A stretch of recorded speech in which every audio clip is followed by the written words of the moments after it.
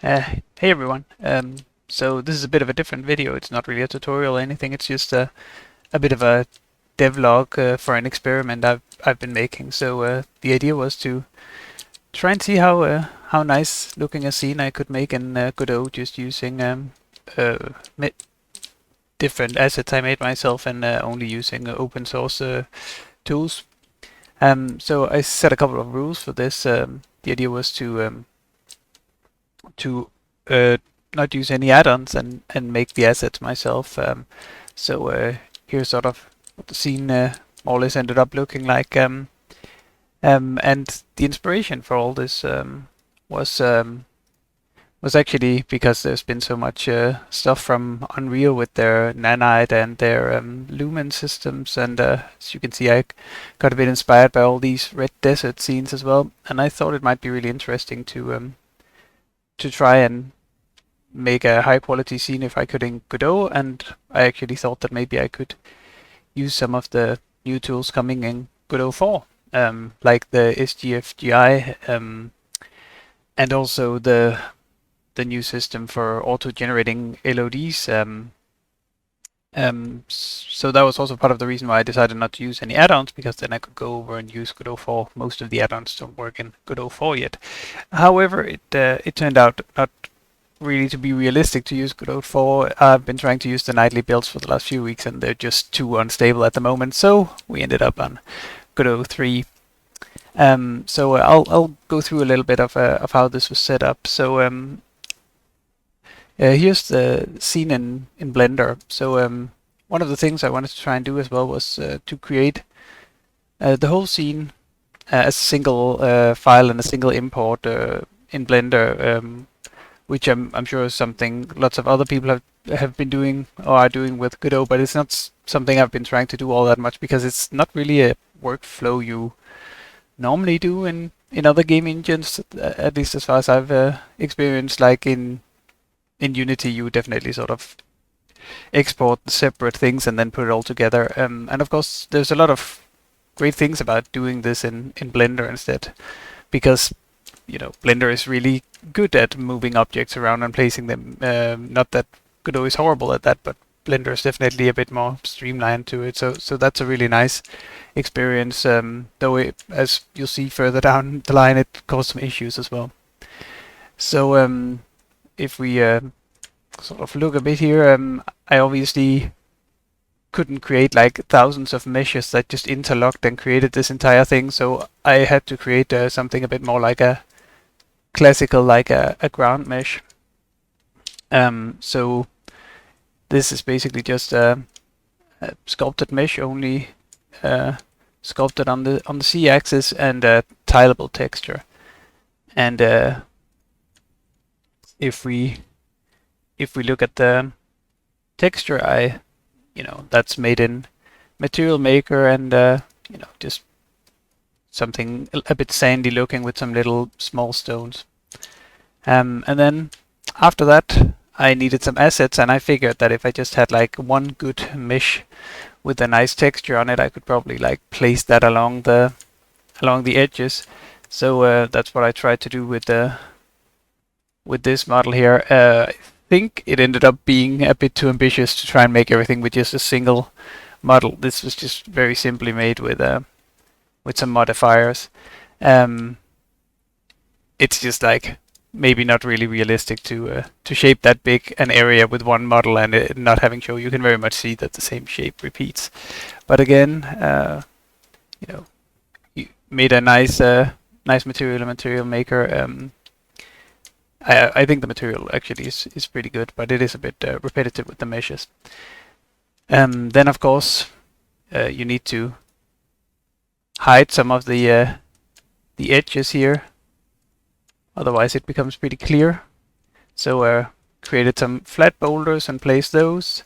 Then created some bigger boulders and placed those, and created these little rock piles and some loose rocks as well. And basically all these meshes are made the same way, and they're just like if we open up something like this flat boulder here, it's basically just a high density mesh. very high density. That's where the textures are then baked. And I used text tools for that, so I basically just have a high quality mesh, a low quality mesh that's UV unwrapped, and then you can do all the classic stuff. You can bake a normal map, you can bake an AO map. I use the curvature as well to create some nice details. And then I took those maps, and then I just could take them into Material Maker. This is for the rock pile. And this just looks weird because you're seeing it on basic model. But if you take the rock pile model here, then I could take all those textures I generated, like the normal map and the ambient occlusion map and the curvature map. And then inside Material Maker, you can just generate a position map, which means you can place some textures on it. And another map I baked out for some of these was like an ID map, so each stone had a separate ID from the higher detailed mesh, so you could give them a bit of variation. And of course, in the end, you just bring everything back in here, and it gets a pretty decent look. So that's basically the way I did all these different meshes. Just a bit of baking. I didn't really go for like manually painting anything, which can be a bit of a pain, and I think this gave a pretty decent result. So one thing that was a little bit different is the shrub here, which I'm not super happy with. I tried to use custom normals for it, which is something you use sometimes for foliage, and it looks okay in Blender, but it looks really bad in Godot, but we can look at that in a second. What you'll see is to make those textures, I just use some symbol modeling and some particle systems, and then you could render this out for some textures and further manipulate those in Material Maker. Okay, so as I mentioned, I wanted to see if I could export this whole thing in sort of one go over to Godot, and there's a few things to be aware of when trying to export a whole scene like this over to Godot. In my experience, like Blender to Godot, use GLTF. I know that the manual isn't super clear on what the most straightforward file extension to use for Godot and for Blender, but like GLTF is just like far above the others. It's a modern format, it's an open standard, it has really good support both on the Blender and the Godot side of things, so use that if you can, if you're using Blender, definitely. One thing you have to be aware of course, is that if you want all the materials to export correctly, you want to set them up the right way. Basically just connect the albedo, connect the normal map, but for the ORM texture, right, so that's rough occlusion, roughness and metalness, you run it through a separator and you can connect the roughness directly, but you'll need to use a little group called GLTF settings with an occlusion input to get the occlusion map to automatically set up correctly when you actually import it on the Godot side. Another thing that it's a bit of an annoyance that you just have to remember is in general on Eevee backface occlusion is disabled, so it'll be rendering the backsides of meshes like this, and you just want to enable backface culling on all your materials that you want to use, or otherwise you'll have to do it over on the Godot side, or if you forget it, you're just wasting rendering budget on rendering the back faces of a bunch of stuff that you can't see. Like in most cases, right, you don't want to have back faces on. Another thing that I think people are not always aware of is that when you have a bunch of the same model, we used a lot of times in a scene. For example, these are all the same, right? Then you want to be sure that they're all referencing the same mesh, that they're not like unique meshes. So you can see that if we go in here, you can see that 66 objects are using this mesh, or like 11 objects are using this boulder mesh. So basically the way to ensure that is just when you're duplicating your mesh around, you can just use Alt-D instead of Shift-D, and that'll create a new link copy. You can see it's using the same, it's referencing the same. Or like if you do use Shift-D, you can see now it gets a unique copy of the mesh. You can always just fix that afterwards with objects and link transfer, link object data. Then it goes over to using the same data. Like the reason that's important is because when you're exporting all this stuff into a GLGF file, like if you're not doing that, then each mesh will be saved separately as its own copy of the mesh data, and the file will be way bigger. And when Godot actually has to like process the data to render it and stuff, like every mesh has to sit in memory instead of it just having one copy of the mesh that it's rendering a bunch of times. So definitely like something to remember that you might just not realize if you're not aware of it.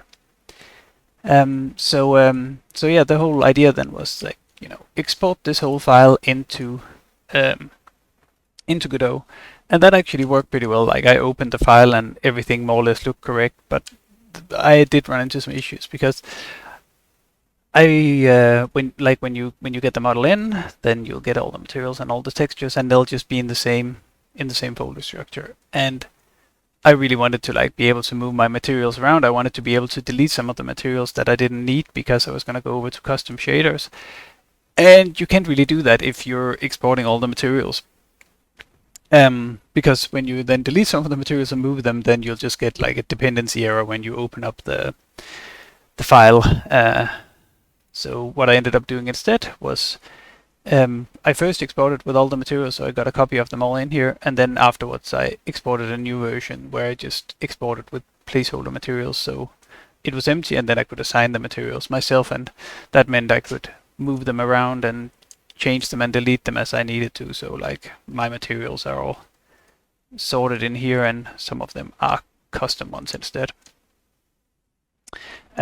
So we can have a look at the custom materials. That's sort of like the thing that ended up being the big thing in this project, is that I ended up making this this custom shader for doing texture blending and normal blending on the terrain.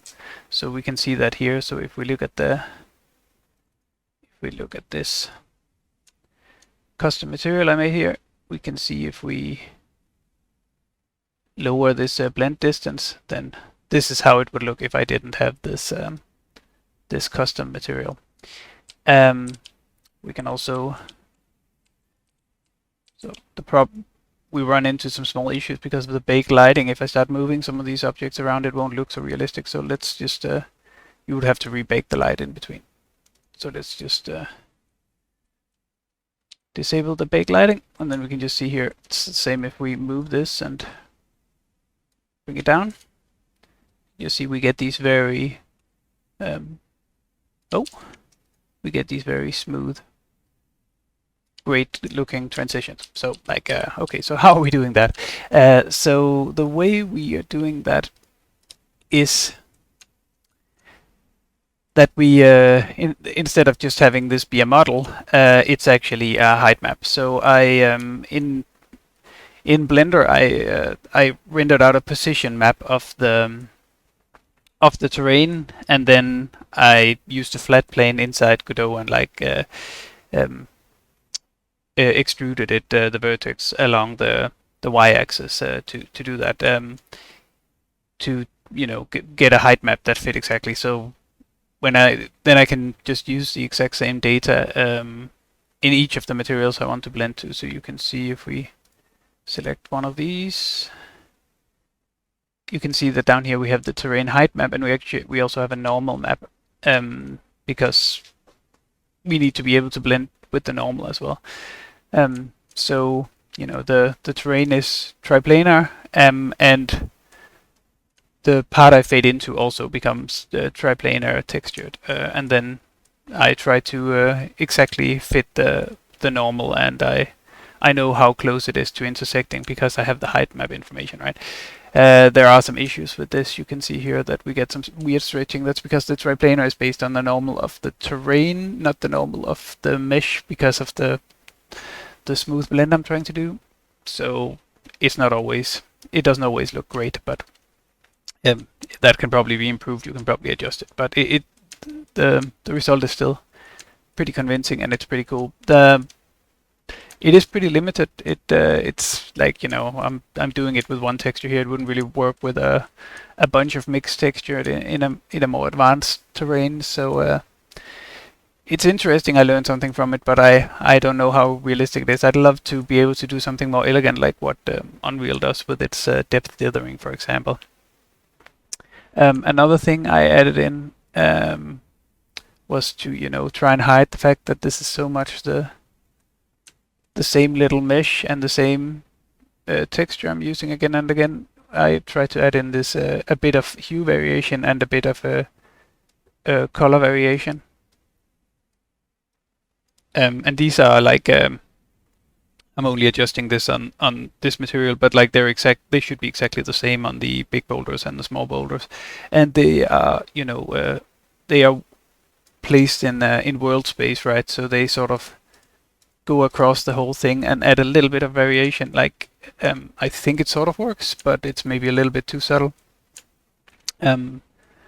Something else that could, you know, require some more work. We can just turn on the bake light again. And then we have this little shrub here, which caused me so much trouble. And you can see, I think it sort of looks pretty decent texture, and when you look at it close, but like the light is just not great on it, even though it looks better now because I just raised its roughness to 1. I'm not sure what the issues are with Godot and like flat geometry and transparency and roughness and smoothness and specularity, but there's just something wrong. Like, it's just really difficult to get anything foliage related realistic looking. So I'd like to use some more time on that. This smooths around a little bit, just a simple vertex shader. One thing to note, I had to use vertex color to make the gradient for that, instead of just using vertex UV2, which is what I would normally do. And the reason for that is another one of these issues with importing the entire scene.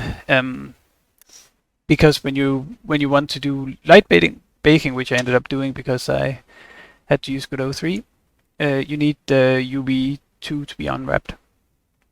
And for UV2 to be unwrapped, you need to select that on the on the GLTF file during import. And that means that you'll also lose your UV2s for anything you don't actually need to be into the bakelite, because like you wouldn't put the foliage into the bakelite because they're just tiny little things, right? They would just get some ambient light from it. But yeah, that doesn't work. They overwrite the UV2, so everything has UV2. So if you look here, I have a UV2 that's completely useless for this. So yeah, that's annoying. I think it's fixed in Godot 4. I think you can manually select which things need to be baked, and you also have more UVs in. You have like 8 sets of UV data or something crazy in Godot 4, so it's not as complicated either. So just a little annoyance, but okay.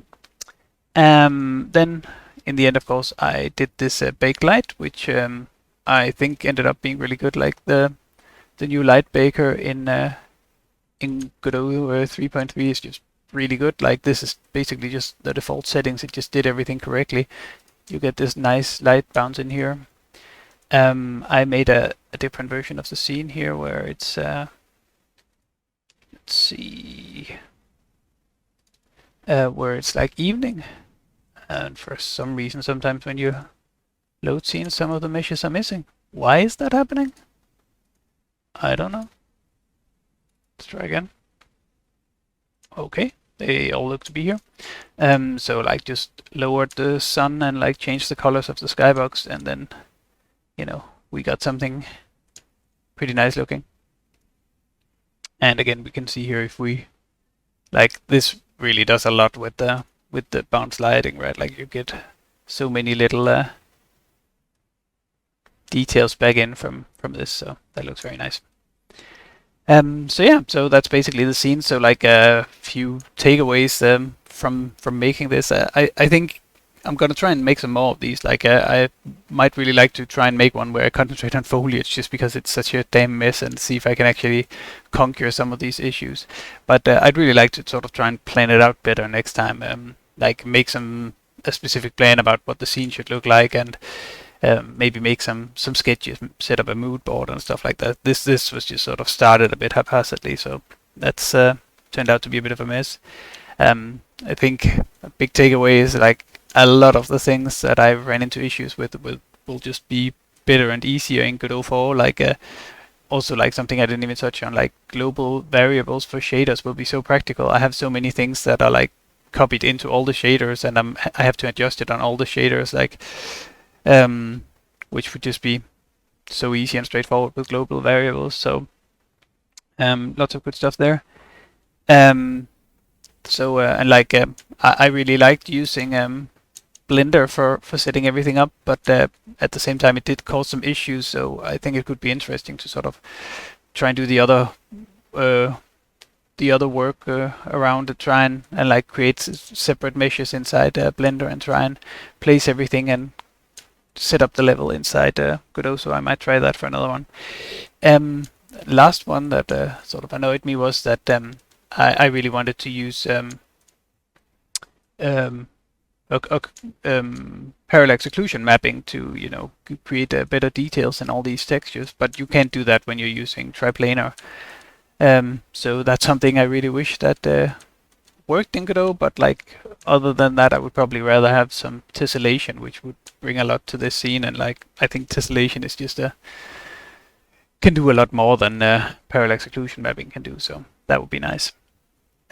So yeah, so the scene is available for free on a repository. All the assets are made by me, so they're all going to be released as Creative Commons. So you can just use them, copy them, destroy them, make a game with them, whatever you want to do. So yeah, thank you so much for watching. If you liked the video and would like to support me in making more videos and open source projects like my Godot add-ons, you can consider supporting me on Patreon. And thanks to my patrons, Joseph Co-Trombone, Oscar Johnson, Little Mouse Games, Winston, Johannes Wunsch, Space Chase Zero, Dimitri Keen, and Marcus Richter.